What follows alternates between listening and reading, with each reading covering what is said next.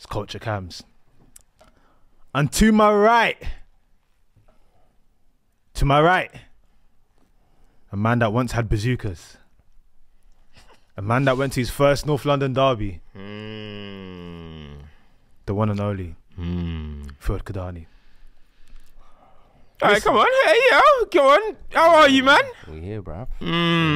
We here. Hold tight the 3 Pint Collectors. Wherever you are, man. Wherever you are, man. Yo. It's not past 9 o'clock, yeah? So, you know, it's not past watershed. We want to monetize the episode as well. Can you keep it PG? Yeah, you know what I'm trying to say? Please. There's 12-year-old, 13-year-olds watching this. You tweeted before the game that you've got your studs just in case Ange needed you. Listen, we've been here before, and it's the same different season. I'd love to act like it's something new. And that's the reason why I said I'd bring my studs. Because I know I'm going to bring some fire. I know I'm going to play with some hunger. I know I will be willing to crash, man, on that pitch. Not enough man want that on this team. And as you said there, too friendly, too nice guys. I'm sorry, this is the North London derby, bro. This is an opportunity where you got an Arsenal weakened side coming into this game. An opportunity to set the tone for the season, to rectify wrongs of previous seasons. You could say, Ange, now what, 3 losses on the bounce? You've been in charge for 2 of them. This is a chance to right that wrong, and this is the type of performance we put in. And the thing is, you could say, all right, for the first 20 minutes, half an hour, all right, Spurs doing the typical thing of dominating possession. They got the field tilt, as the tacticals would say. It means all. I'm sorry, I know we said we're going to try and keep this PG, but it means nothing if you're not putting the ball in the back of the net. Too often, we just look passive. We get the ball at the edge of the box and we're doing this tippy-tappy. Hey, do you want to shoot? Okay, here. No, here you go. No, you go. I said to me, to you, to me, to Who's you. gonna shoot? No one wants to take ownership, and this attack is so lifeless, brother. Like, I'm sorry, I know Solanke's just coming back off injury, but the way we used him today, useless. I think only at the end of the first half did we see one long ball played into him, and it was like he brought the ball down. It was like, why have we not tried to do that a little bit more? Instead, we're constantly trying to tippy-tappy pass out the back. And I understand we have a philosophy, but sometimes take the game to them, bro. And I saw there was moments where Arsenal are playing a high line. I'm like, bro, we could play the... Yo, look at Cams, look at Son, 20 yards of space. No call, no urgency. And that's a North London derby, bro. There can never be a lack of urgency in a derby game. And this is 3 years in a row now. We're seeing the same thing again and again and again, brother. It's a pattern. Bro, it's dreadful. I'm sorry. There's no other way to describe it, but it's disgusting, bro. And when you watch that throughout the game as well, you're thinking, all right, maybe in the first half, we're just finding our rhythm. We're just going to get into them. Second half, we'll see a reaction, because last season, that's what we were. Second half FC. Second half, we were even worse, bro.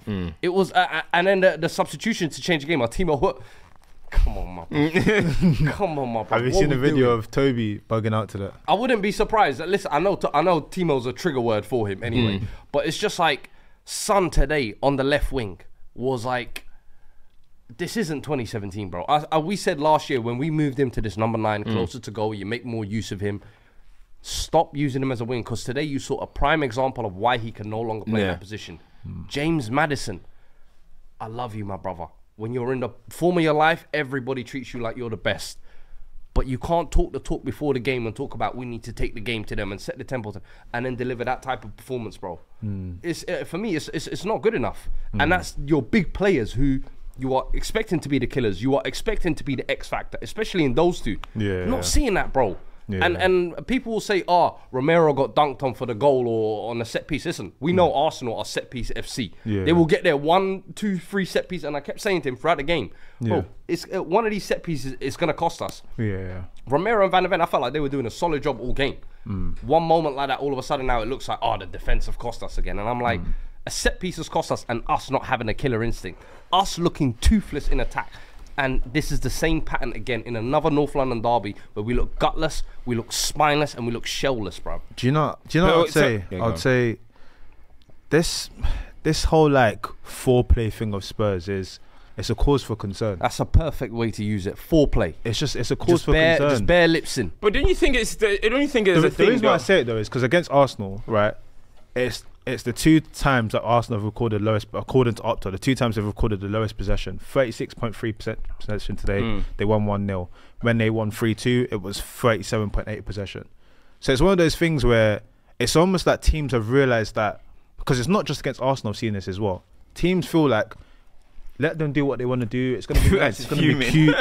It's going to be nice. Bro, I can actually feel the heat coming from Fuad, bro. Spoken about Brennan Johnson as well. I might throw this table over if I start talking about Brennan Johnson, because, bro, that's 45 million we spent on that guy last summer. That's Ange's player. In big games like this, you've chosen to play him. That's the kind of performance he's, and we've seen it time and time again. Not good enough, bro. Like, I'll call the big guns out, but that's your big money signing as well, bro. Stinky.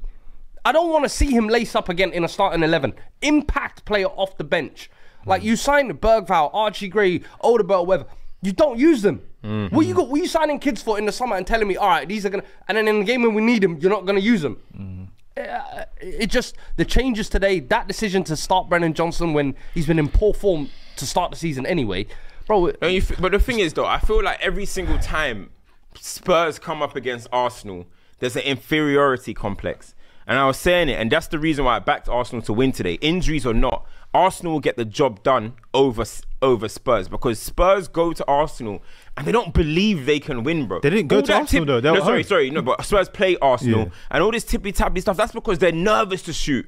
They're still thinking about the counters. Udogie, he didn't get up once. He didn't overlap Son once. You're talking about Son not being a dribbler or whatever. He couldn't get part. He didn't overlap him. He didn't give him no angles because they're thinking about the counter. Spurs still, to me, they just still like, they're the little, you know how it goes. They're the little brothers. Do you know what I mean? They're the little brothers. And that's what it is. Like, they don't believe they can beat Big Bro yet. And how much do you have to assess that to the manager? I remember we did the old iteration of the podcast, Let's Go episode, when he was talking about when they felt like they could topple City.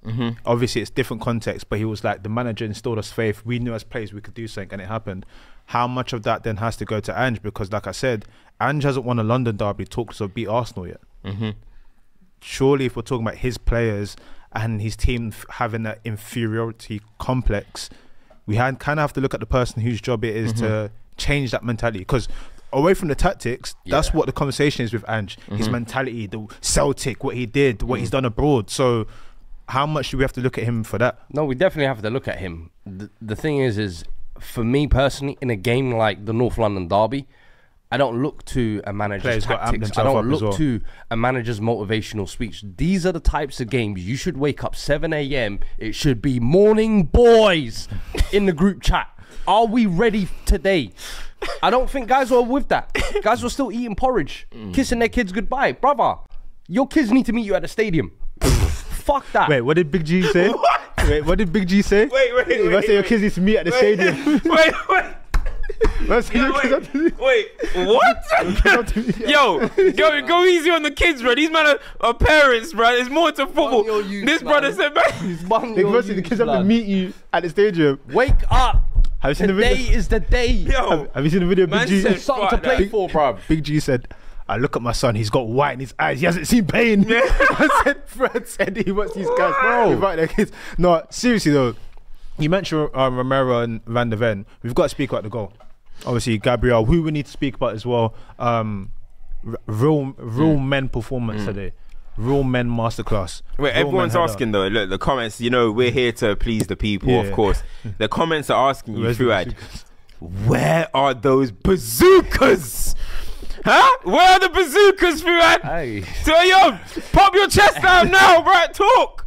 Where are those bazookas? No, think about it. If you're talking about bazookas, you're talking about ammunition. That means you're talking about. That means you're talking about Heung-min Son, Brennan Johnson, Madders, Timo Werner. That's who you turn up to war with. That was last season. That was last season. Who's you turn up to war again? So who you turn up with now? Now you got Dominic Solanke. I did the AFT TV thing. I come humble. Hey, where's the bazookas, man? Okay, combine 11 then. There was a lot of Spurs. Combined 11. I didn't watch their In the combined 11, I had like Porro, Vicario, we argued. Listen, they won on a set piece today. Arsenal didn't put on us. Listen, I don't want to be that guy. They didn't need to. Give their praise. Of course, they got their win, whatever, but listen, we were toothless. When you come into any North London game like that, you do all of this tippy-tappy, friendly, nice guy shit. Jose come in 4 seasons ago, bro. I said you could say the same things all over again. It's there. Conte, do you remember what he said? You could say the same things all over again. And listen, we're only, 4 or 5 games into the season. I'm actually quite glad the reality check has come this early in the season, so we don't fall into this fallacy of, Christmas period, we start talking about, oh, hey, Spurs are looking excited. Bit of Ange, but with the high line. Shut up, bruv. There's work to be done. But because I'm only bringing that because you said it. You said Vicario over Raya. Do you still stand by that? You do what you do in them debates, you know what I mean? You shit out.